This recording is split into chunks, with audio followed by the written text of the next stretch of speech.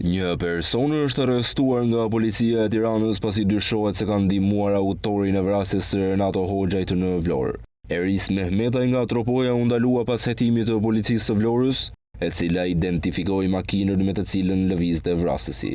Mehmetaj rezulton mik i Roam Brahimit, i cili u ekzekutua në 1 maj të 2024 në Greqi.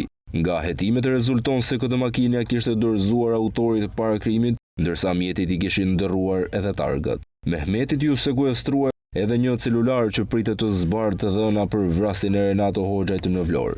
Vrasja e tij dyshohet se është porositur nga Emiratet e Bashkuara Arabe.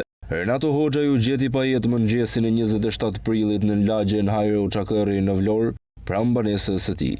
Ai u ekzekutua me 4 plumba, 2 në kokë dhe 2 të tjerë në tru. 58 vjeçari punonte si roje në një objekt ndërtimi pranë shtëpisë së tij, punë të cilën e kishte lënë para 1 viti. Policia ka marrë në pyetje 5 persona, mes tyre dhe bashkëtuesen e tij.